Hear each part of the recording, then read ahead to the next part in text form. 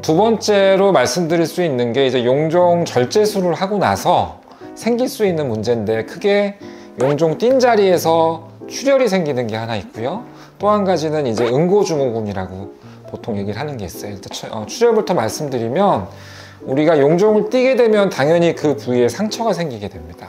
그러면 그 상처 표면에는 용종으로 올라가는 피를 공급하는 혈관들이 분포가 되게 되는데, 저희가 이제 용종을 띄고 나서 관찰을 해요. 출혈이 있는지 없는지. 그래서 출혈이 없으면 보통은 이제 검사를 마무리를 하는데, 이제 그 띈 자리가 안정이 되고 아무는 과정으로 후반부로 들어가려면 보통 한 일주일 정도 얘기를 하게 되는데, 이 장이라고 하는 게 띈 자리가 가만히 있는 게 아니고 장이 움직이게 되고 또 변이 건드리는 과정 속에서 그 띈 자리의 표면에 있는 혈관에서 출혈이 지속이 돼서 발생이 돼서 이제 혈변을 보면서 병원으로 내원하시는 분들이 있어요. 사실은 뭐 5mm 정도 이하의 용종 띈 자리에서 출혈이 되는 경우는 일단은 일반적인 경우에는 없고요. 대신에 이제 혈전용해제를 계속 드셔야 됐던 분들, 이런 경우에는 좀 있을 수 있고요.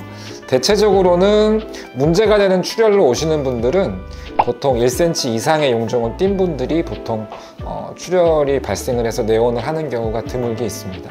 그래서 저희가 요거를 조금 줄일 수 있는 방법들을 보통 이제 고민을 많이 하는데, 이 응고증후군이랑도 연관이 좀 돼요. 응고증후군이 뭐냐면은 결국에는 이제 용종을 띌 때 그 띈 자리에 혈관을 지혈하기 위해서 예전에는 이제 전기를 이용해서 이제 태워서 용종을 뗐습니다. 그러니까 혈관을 태워서 지혈을 하려고 했는데, 이게 이제 우리가 데이터가 쌓이다 보니까 그 표면에 있는 혈관만 딱 지혈을 해주면 참 좋은데, 그 열이 어쩔 수 없이 이제 장벽을 통해서 전달이 되면은 바닥에 있는 근육층에 있는 굵은 혈관들에도 오히려 손상을 줄 수가 있어요.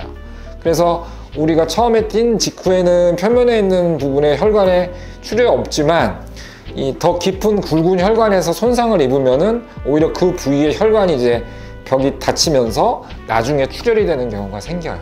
그래서 요즘에는 이제 그 전기적인 열을 가하지 않고 그냥 기계적인 힘으로만 제거하고 표면에 출혈이 없는지 확인하게 되면, 그런 경우에는 더 안쪽, 벽 안쪽에 있는 굵은 혈관에 손상이 없기 때문에 오히려 이제 심한 출혈이 없다, 이런 이제 데이터들이 나오게 돼서, 요즘에는 이제 예전에 이제 전기를 쓰는 거를 이제 핫스네어라고 그랬는데, 요즘에 이제 콜드스네어라고 그래서 그냥 기계적인 힘으로 제거하는 방법들로 많이 바뀌고 있고요.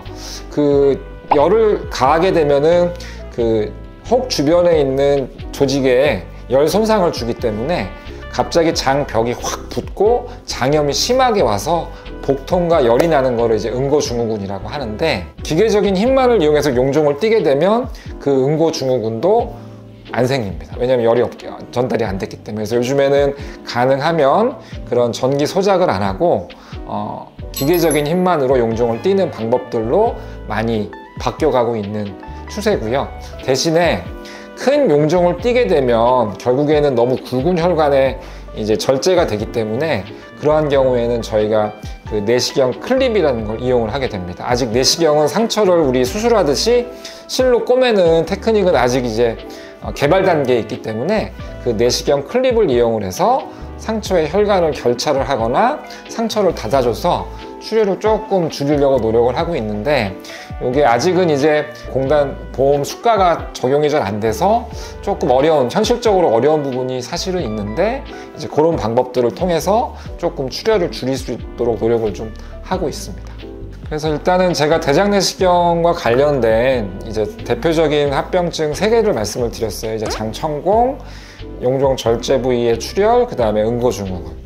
기본적으로는 아주 드문 합병증이에요. 그래서 이거를 나한테 무조건 생길 거라고 걱정해서 필요한 검사를 안 하시는 거는 말이 안 되고요.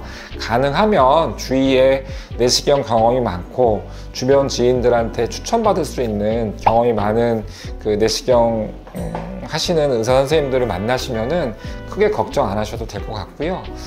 상대적으로 천공은 수술한 경험이 있다거나 아니면 좀 마르셨다거나 개실이 있다거나 아니면 예전에 내시경을 좀 어렵게 했던 분들은 조금 더 그런 부분들에 대해서 그 시술하시는 선생님들이랑 조금 검사 전에 상의를 좀 하시는 게 좋고요.